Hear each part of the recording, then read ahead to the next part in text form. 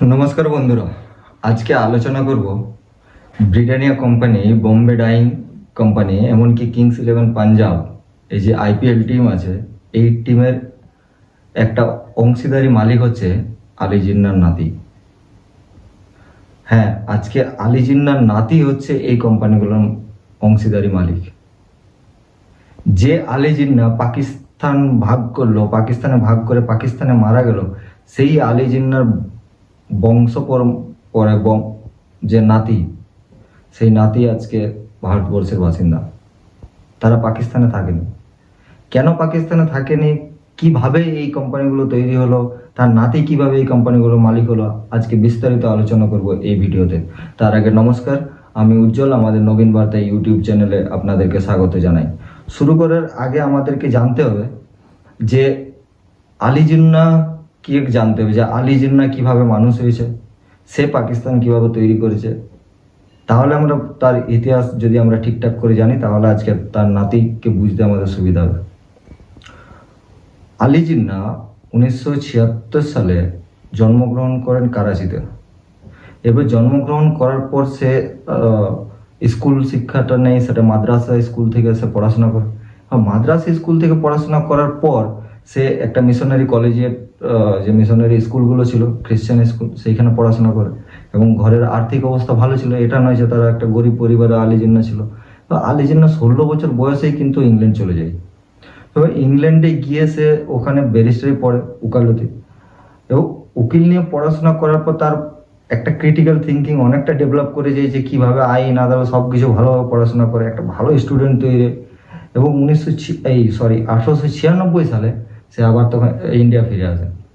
এবার ইন্ডিয়া যখন ফিরে আসে, সে তো উকিল পড়েছে, একটা ভালো ব্যারিস্টার হয়, কোর্টে উকিলাতি করে ভালো ব্যারিস্টার একটা নাম হয়ে যায় যে আলী জিন্নাহ একটা ভালো ব্যারিস্টার হিসাবে। তারপর করতে করতে তার মনে হলো যে না, আমি একটা পার্টিতে জয়েন করতে চাই। সে পার্টি জয়েন করলো, সেটা হচ্ছে ইন্ডিয়ান ন্যাশনাল কংগ্রেস। এই ইন্ডিয়ান ন্যাশনাল কংগ্রেসে তখন মহাত্মা গান্ধী সবাই আছেন, একটা আলাদা চিন্তা, বা জওহরলাল নেহরু, সব কিছু। এবার আলী জিন্নাহ গিয়ে সে তো নিজের জায়গাটা আর খুঁজে পাচ্ছে না যে আমি কি করব। তার কারণ হচ্ছে তার সেই জায়গাটা নেই। একদিকে জওহরলাল নেহরু, একদিকে মহাত্মা গান্ধী, সবার একটা আলাদা আলাদা চিন্তাধারা চলছে, ছাড়া আন্দোলন সব কিছু একটা তখন সেইভাবে ফুটে উঠেছে। একটা লিডার হিসেবে মহাত্মা গান্ধীকে সবাই চিনছে, আলী জিন্নাহকে কোনো লিডার হিসেবে কেউ চিনছে না। তো এইটা তো তার একটা খুন্নস থেকেই গেলো। এবার তখন তারপরে কি হলো, যখন 1906 সালে মুসলিম লীগ তৈরি হলো, মুসলিম লীগ তৈরি হওয়ার পর সে মুসলিম লীগে জয়েন করলো। মুসলিম লীগে জয়েন করার পর সে মুসলিম নেতা হলো। এবার মুসলিম নেতা হওয়ার পর সে কি চাইলো, যে আমি একটা মুসলিম নেতা। এবার মুসলিম নেতা হওয়ার পর সে মুসলিম লোকের কাছে লিডার হতে চাইলো, একটা জনপ্রিয় নেতা হতে চাইলো। এই জনপ্রিয়তা হওয়ার সাথে সাথে তো তাকে কিছু করতে হবে, না করলে তাকে মানবে কে? আজকে যদি পুরো পাকিস্তান ভারতে একসাথে থাকতো, তাহলে আলী জিন্নাহকে কেউ চিনতো নাই, আলী জিন্নাহর নাম অনুসরণ কেউ পেতো নাই, কে আলী জিন্নাহ। তো সেই আলী জিন্নাহ কি করলো, 1947 সালে যখন ভারত স্বাধীন হলো, তখন বাস এক করলো, যে ডিমান্ড করলো পাকিস্তানকে আলাদা করতে হবে, পাকিস্তান একটা আলাদা দেশ হবে, সেখানে মুসলিমদের জন্য তাদেরকে সিকিউর করতে হবে, মুসলিমদের একটা দেশ করতে হবে। কারণ সেই যে মুসলিম কমিউনিটিটাকে সে ধরেছিল, সেখানে তাকে লিডার হতেই হবে। সে লিডার হয়েছে 1947 সালে। তারপর তো 1948 সালে সে মারা যায় 1 সেপ্টেম্বর। সেটা তো মারা যাওয়ার সময়।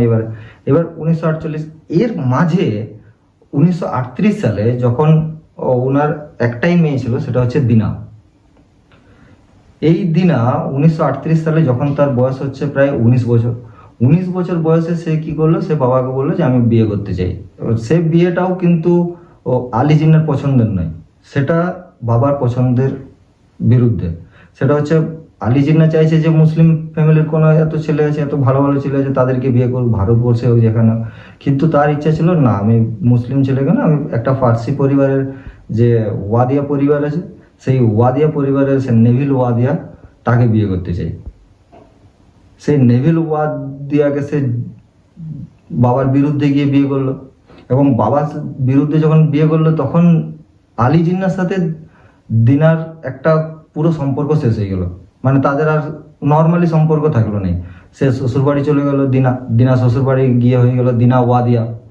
এবার আলী জিন্নাহ কি হচ্ছে, 1938 সালের পর সে নিজের কাজে ব্যস্ত হয়ে গেল, সব কিছু পার্টি পলিটিক্স, মুসলিম লীগ, এইসব নিয়ে তার একটা চিন্তাধারা বাড়তেই থাকলো। সে সেই দিকে সময় দিল, মেয়ে চলে গেল ওয়াদিয়া পরিবারে, বাবা মেয়ের একদম সম্পর্ক একদম ডিটাচ হয়ে গেল।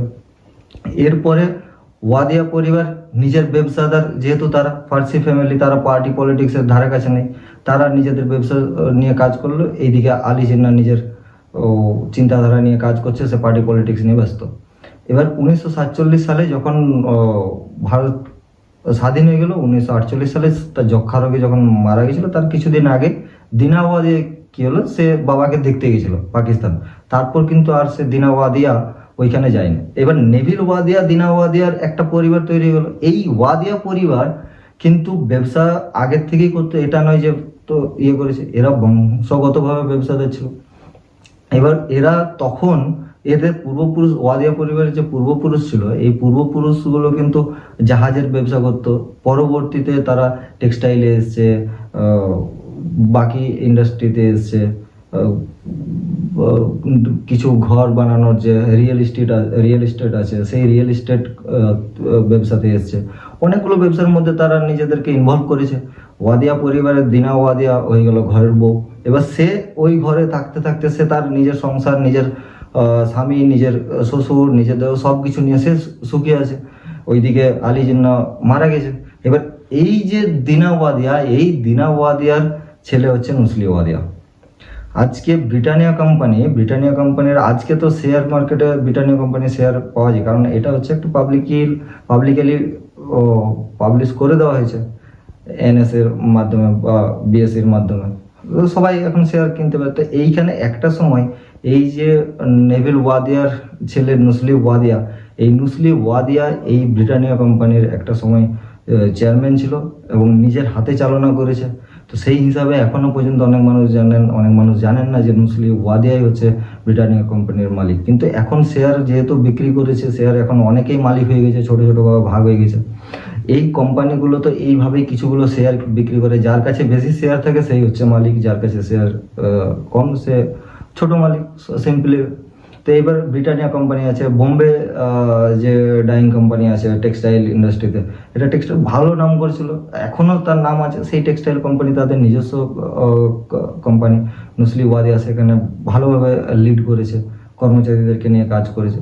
তারপরে আসছে এরপর আইপিএলে কিংস ইলেভেন পাঞ্জাব। এই কিংস ইলেভেন পাঞ্জাবে তারা কিভাবে ঢুকলো? কিংস ইলেভেন পাঞ্জাবে হচ্ছে যে যখন 2008-এ তার ফ্র্যাঞ্চাইজি করা হয়, বিক্রি করা হয় বা নিলাম করা হয়, যে যারা যারা কিনতে চায় সে সেইভাবে কিনতে পারবে।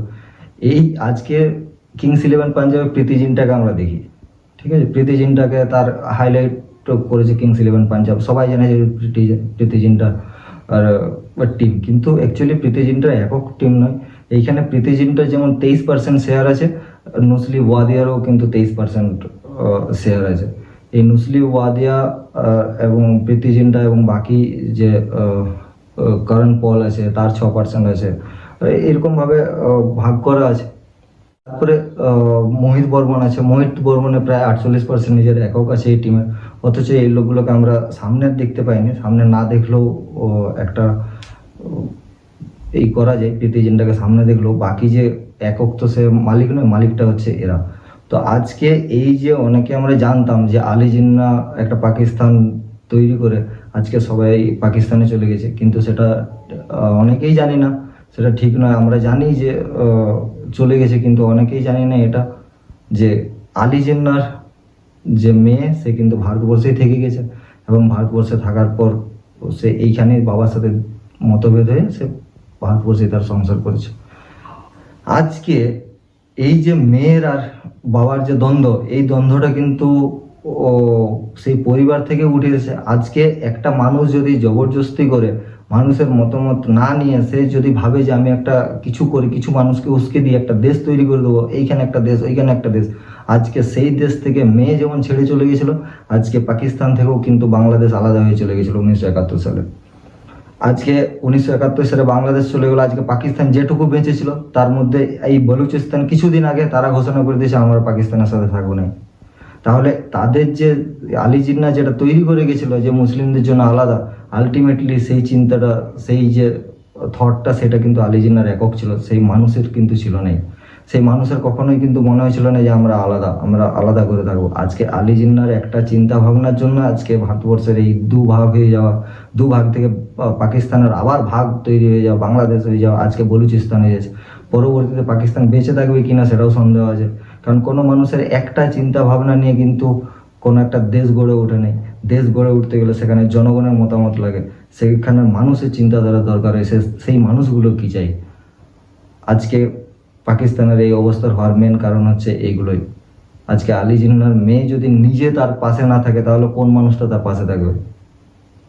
তার পাশে, তার চিন্তাধারার পাশেও কিন্তু আজকে কোনো মানুষ নেই, সেটা আমরা দেখতে পাচ্ছি। তো অনেকেই জানতেন না এই ঘটনাটা। তো আপনারা এইটা কমেন্টে প্লিজ লিখে জানান যে এই তথ্যটা আমরা অনেকেই জানতাম না। যারা জানতেন ইয়েস লিখে পাঠান, যারা জানতেন না নো লিখে পাঠান। এবং আপনাদের যদি আলাদা কোনো মতামত থাকে তো আপনারা প্লিজ কমেন্ট করুন, এবং আমাদের যে কমিউনিটি আছে সেখানে আপনারা পোস্ট করতে পারেন।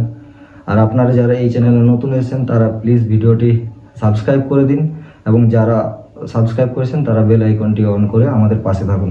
নমস্কার।